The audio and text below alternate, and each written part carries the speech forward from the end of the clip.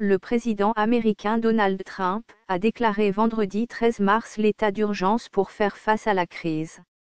Pour déclencher la pleine puissance des ressources du gouvernement fédéral, je déclare officiellement une urgence nationale, a-t-il affirmé depuis les jardins de la Maison-Blanche.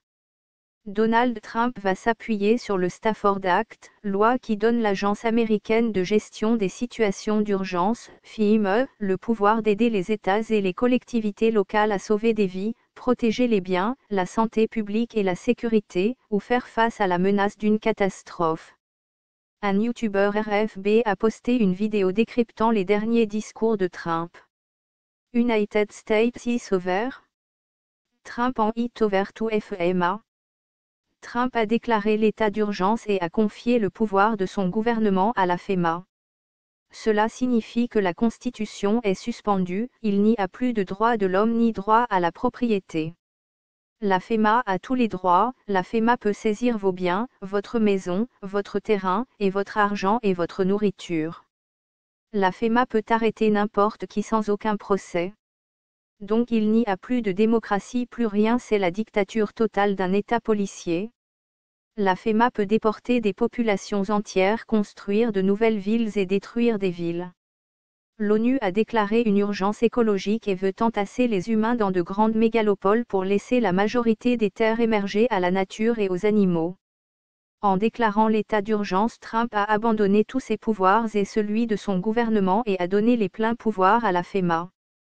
Trump a déclaré: ce fut un grand honneur pour moi d'avoir été le président du peuple américain et j'ai de grandes décisions devant moi, j'espère que Dieu va approuver mes décisions. Un groupe de personnes non élues va prendre les décisions et gouverner le peuple américain à sa place. Pompeo a déclaré: ceci est une simulation en conditions réelles, ceci est un exercice effectif. Les droits des Américains seront restreints, ils ont le droit d'isoler le pays et contrôler les médias et les moyens de transport et sources énergiques et l'éducation. La FEMA sera autorisée à déporter la population dans de nouvelles zones. L'arrêté exécutif 11310 autorise le ministère de la Justice à appliquer les plans énoncés dans les décrets, à instituer un soutien industriel, à établir une liaison judiciaire et législative, à contrôler tous les étrangers, à exploiter des établissements pénitentiaires et correctionnels, et à conseiller et assister le président. Le décret exécutif 12148 était un décret exécutif promulgué par le président Jimmy Carter le 20 juillet 1979 pour transférer et réaffecter des fonctions à la nouvelle agence, connue sous le nom de Federal Emergency Management Agency, FEMA, créée par le décret exécutif 12127.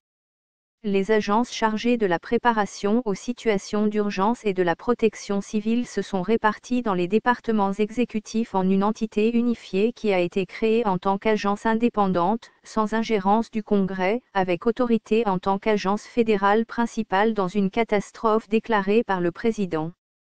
La place de l'agence au sein de la structure gouvernementale a été modifiée le 1er mars 2003, lorsque la FEMA est devenue membre de la direction de la préparation et de l'intervention d'urgence du département de la sécurité intérieure.